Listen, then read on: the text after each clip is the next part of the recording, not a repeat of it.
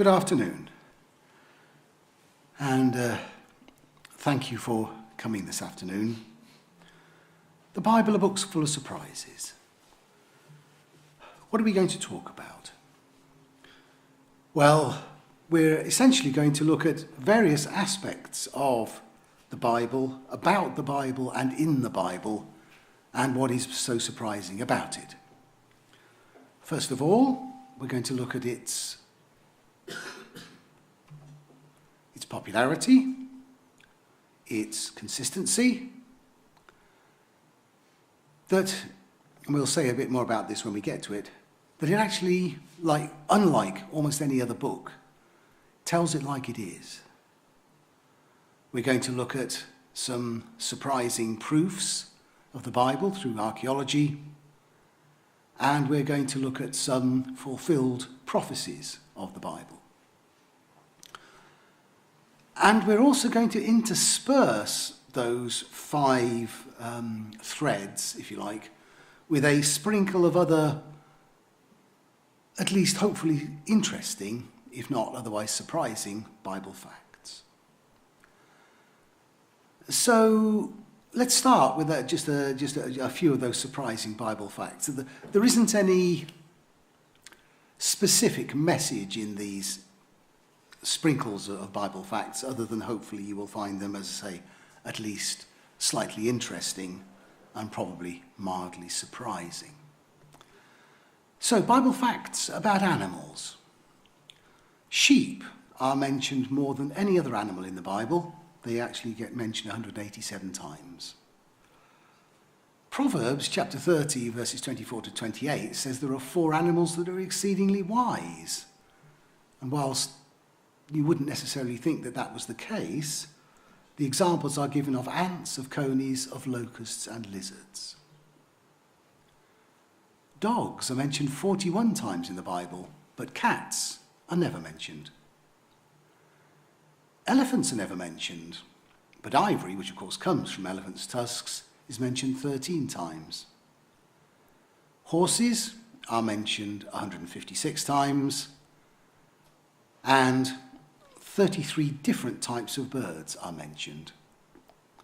And just while we're on animals, lions. The Bible records lions killing people 4 times.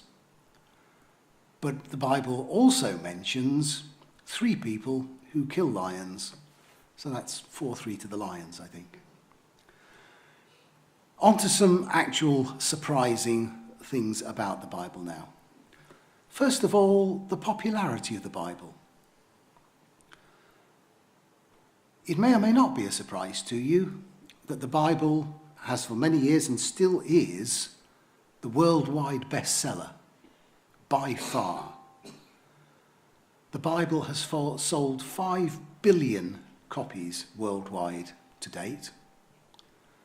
And just to show you by way of contrast, the next bestseller, possibly not a surprise, is the Quran, but that's only sold 800 million copies, 6 times fewer. The Bible is the most translated book in the world.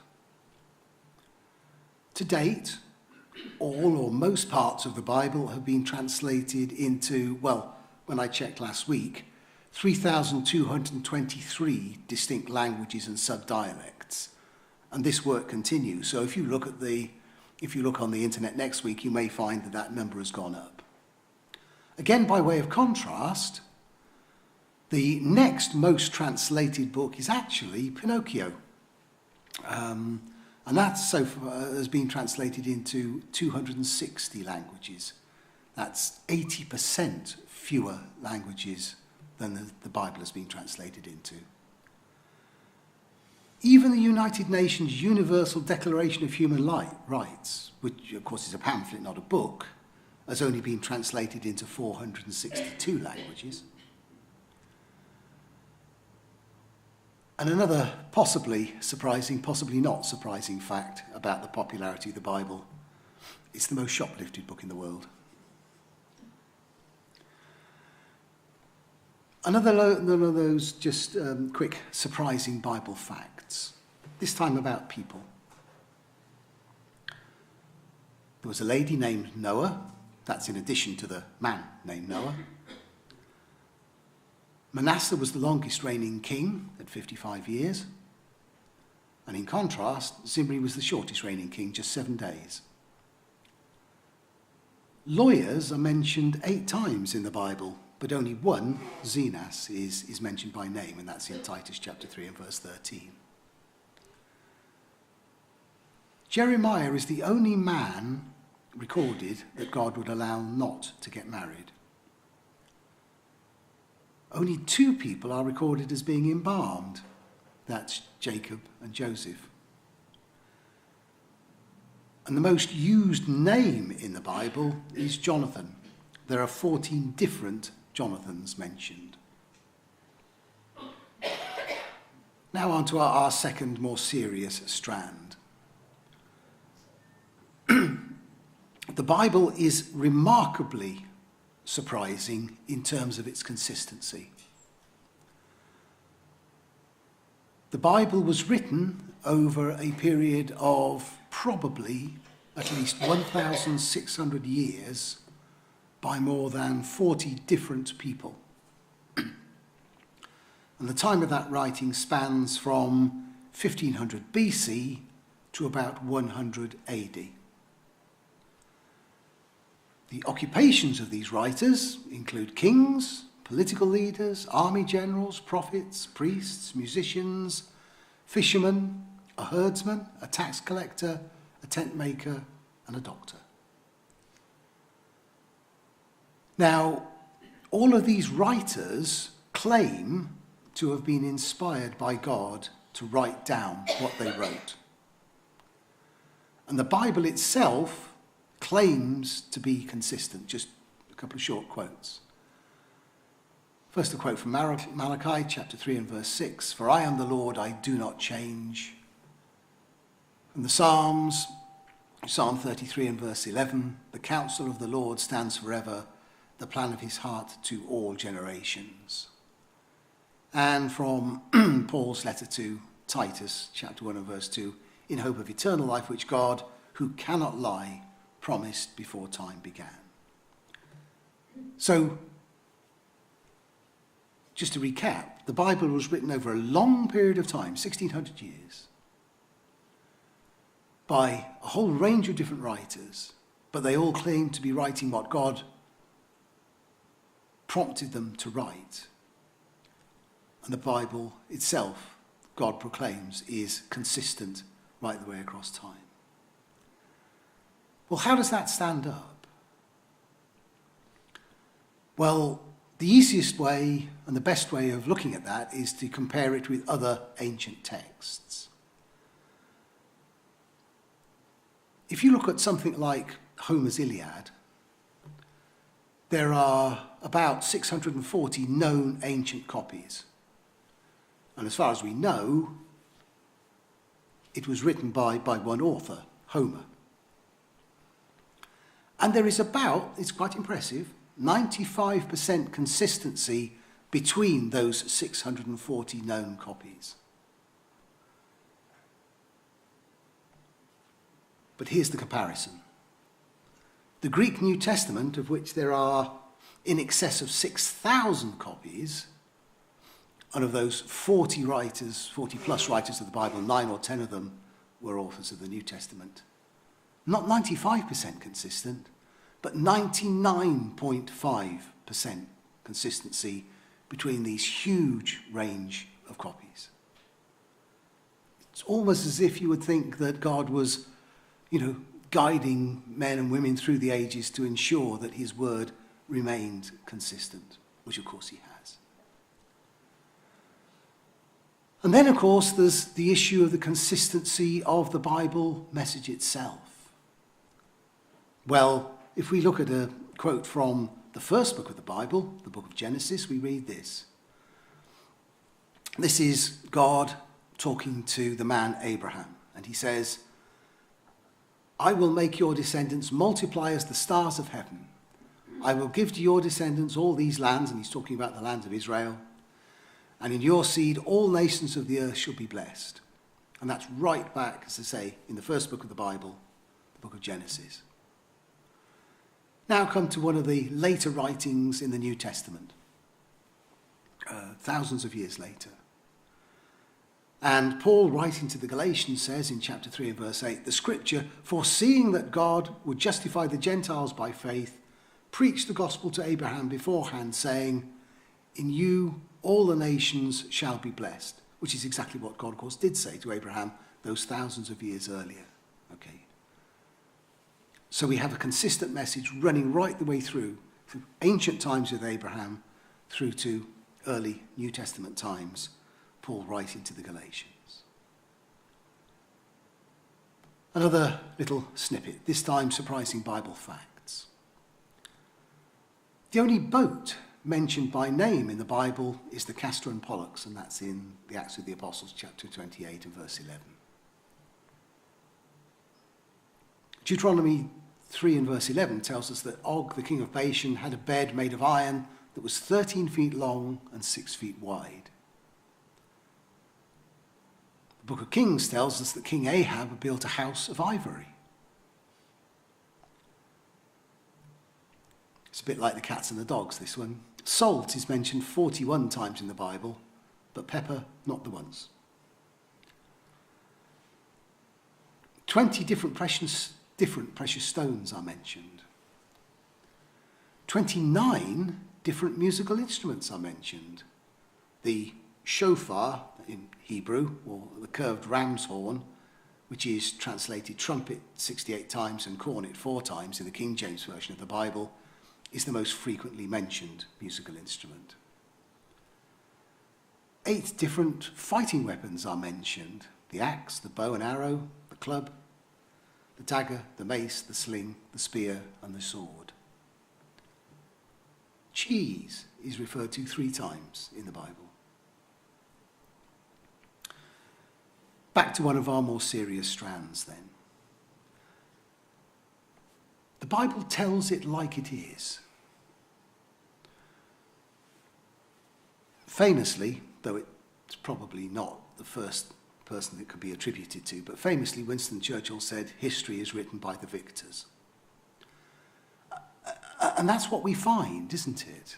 That history, from a human point of view, tends to make the victors look good.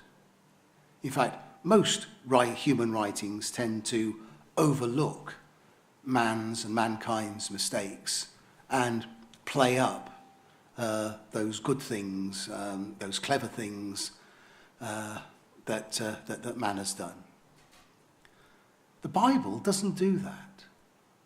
The Bible criticizes its authors and those it writes about.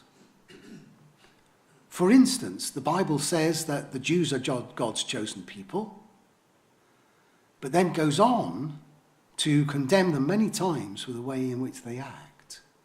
And this is contrary to usual human nature, which, as I say, tends to play down human failings.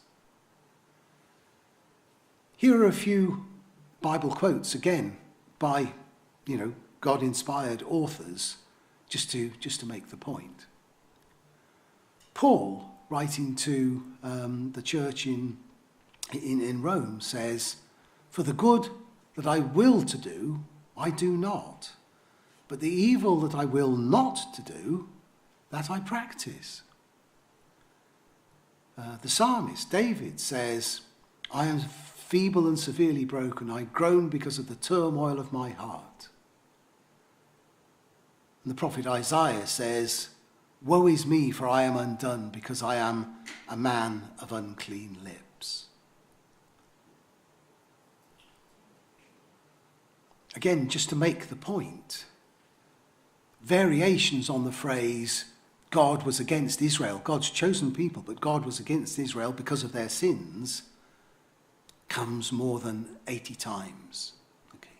Normal human writings, as I say, gloss over, pass over those kind of things.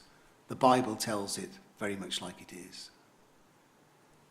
In the same sort of vein, variations on the phrase Israel sin, written by usually people who are from, as it were, the people of Israel, comes more than 50 times.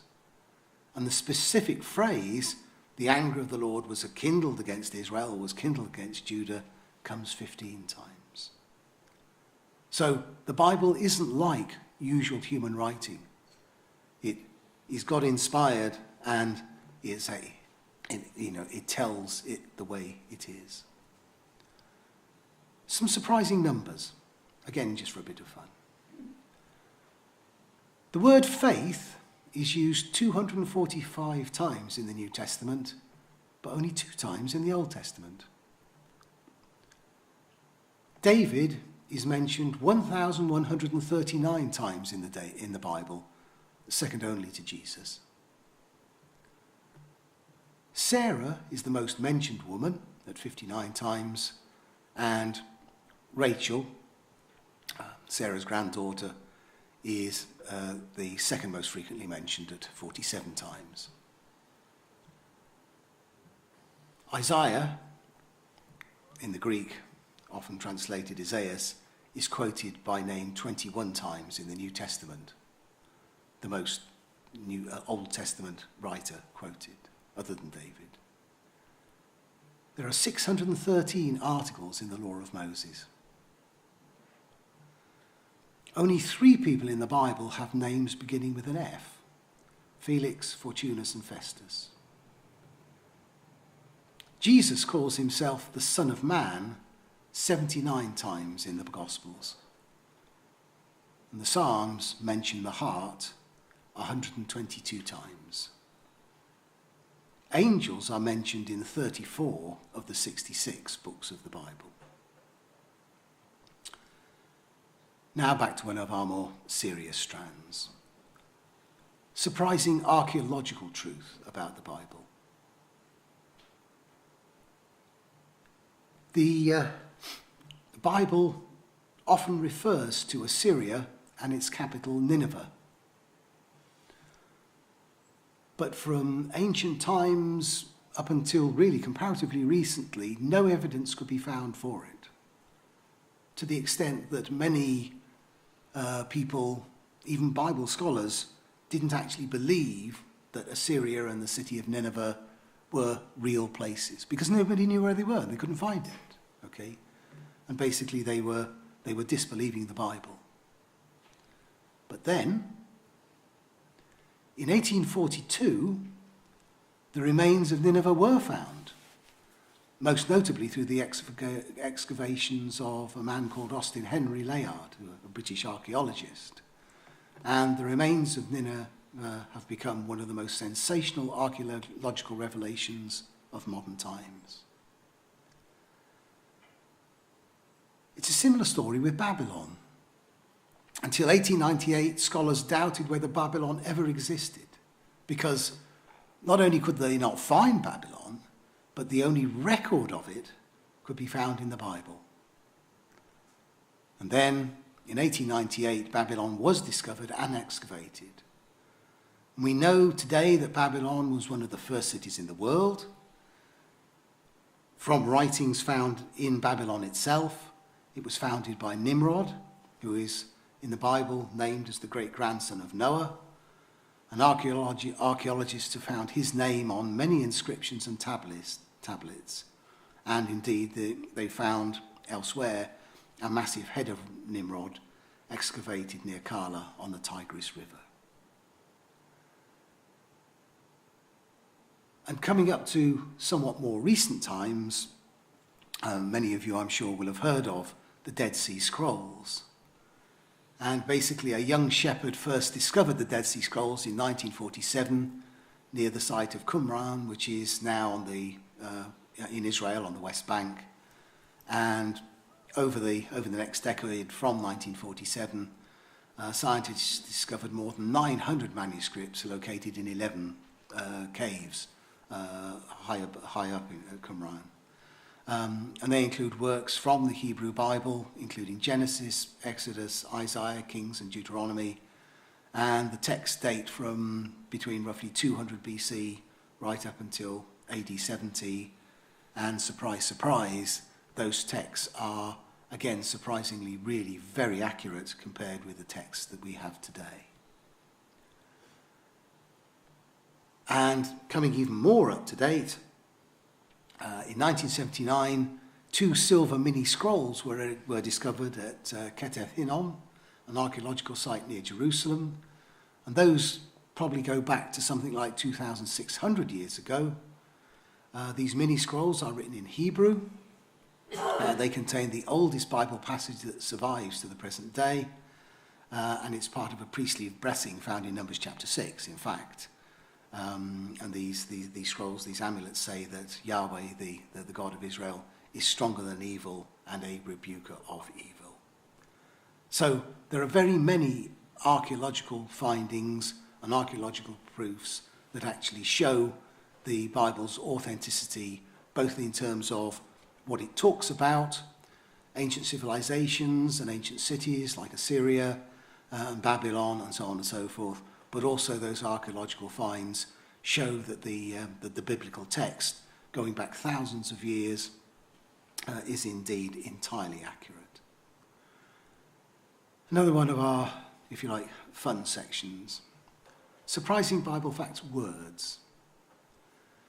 The longest word in the Bible is Maher-shalal-Hashbaz, which is the name of a person, and that comes in Isaiah chapter 8, verses 1 and 3. And the longest word that, and I think this is a lovely one, this one, the longest word that is not a name is loving kindnesses, and that's in Psalm 17 and verse 7. There are 12 books of the Bible that start with the letter J. Ezra chapter 7 and verse 21 contains every letter of the alphabet except J. Acts, the longest book in the New Testament, never uses the word love. Acts and 2 Peter are the only 2 New Testament books that don't. There are no words beginning with the letter X in the King James Version of the Bible. The Apostle Paul uses the word grace within the first 5 verses of every single book and epistle that he wrote. All the books of the New Testament contain the word Amen, except Acts, James, and John's third letter, John's third epistle. And the word faith is used in every book of the New Testament except the Gospel record through John and John's second and third letters. Back to our serious strands, prophecies. The Bible contains over 2,500 prophecies, of which more than 2,000 have been completely fulfilled, and between 400 and 500 are still awaited. The detail of the prophecies and the accuracy of their fulfillment is both remarkable and surprising. Let's concentrate particularly on prophecies about Jesus. There are many others, but we're just going to concentrate really on prophecies about Jesus here. Firstly, picking up from our introductory reading, Daniel chapter 9, verses 25 and 26. Part of that says, "Know therefore and understand that from the going forth of the command to restore and build Jerusalem until Messiah, the Prince, there shall be 7 weeks and 62 weeks, and the street shall be built again, and the wall, even in troublesome times." And then later on it says, "And after the 62 weeks, Messiah shall be cut off, but not for himself, and the people of the Prince who is to come shall destroy the city and the sanctuary. The end of it shall be like a flood." Well, 7 weeks and the 62 weeks, taking a day for a year, is 483 years. The decree regarding the restoration of Jerusalem, which is what the prophecy had originally been talking about, was issued by Persia's king Artaxerxes to the Hebrew priest Ezra in 458 BC. 483 years later, Jesus began his preaching ministry. Jesus was then cut off. He was crucified. And in AD 70, the temple, the sanctuary that was talked about in the prophecy, and the city of Jerusalem was destroyed. The People's Republic of the Romans rushed in like a flood to destroy it. That's what the secular Roman records actually say. Let's look at something which is maybe really quite familiar to all of us. Micah chapter 5 and verse 2. But thou, Bethlehem Ephratah, though thou be little among the thousands of Judah, yet out of thee shall come forth unto me that is to be ruler in Israel. And that prophecy was written probably about 700 BC. And of course, the fulfillment of this prophecy is the birth of Jesus Christ, and that's one of the most celebrated and well-known facts in history. And everybody knows that Jesus was born in Bethlehem. Here's another prophecy about Jesus. The prophet Zechariah, in chapter 11 and verse 12, says, So they weighed for my price 30 pieces of silver, and the Lord said unto me, Cast it unto the potter, a goodly price that I was prized at of them. And I took the 30 pieces of silver and cast them to the potter. Now, Bible writers and indeed secular historians both record that 30 pieces of silver was the sum paid to Judas Iscariot for betraying Jesus. And they indicate that the money went to purchase a potter's field. So we read in the gospel record through Matthew, chapter 27 and verse 9, and they, that's the Jewish rulers, took the 30 pieces of silver, which had been paid to Judas, the value of him, Jesus, who was priced, whom they of the children of Israel priced, and gave them for the potter's field. In other words, bought a potter's field.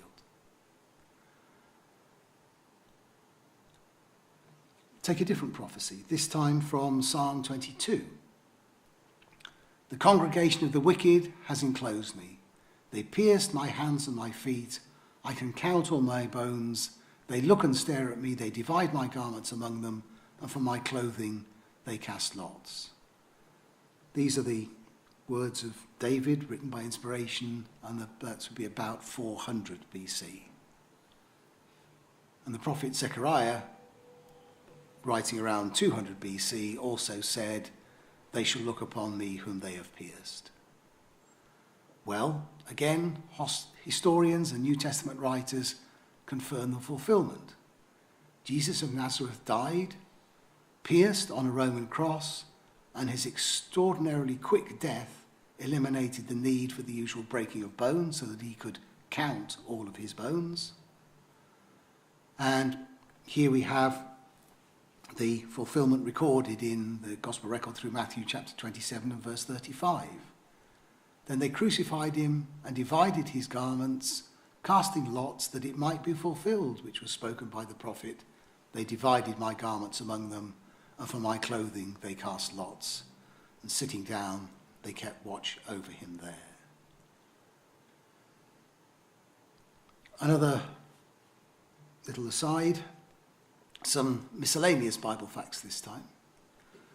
Word for word, Luke wrote more of the New Testament than Paul, just because the gospel record through Luke and the book of Acts are quite long books.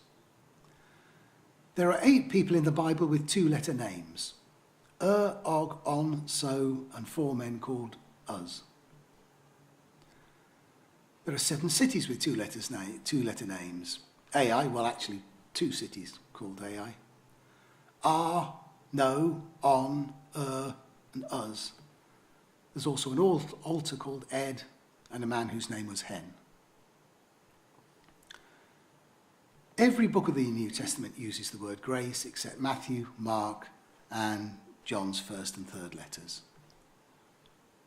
And the phrase "it is written," referring of course to the Old Testament scriptures, occurs 63 times in the New Testament. So, we are nearly done. Thank you for listening. Goodbye. or nearly. Maybe one last slightly surprising fact. The word goodbye is actually a contraction of the phrase, God be with you. The Bible is both surprising and amazing, and I would urge you to read it. Thank you for listening.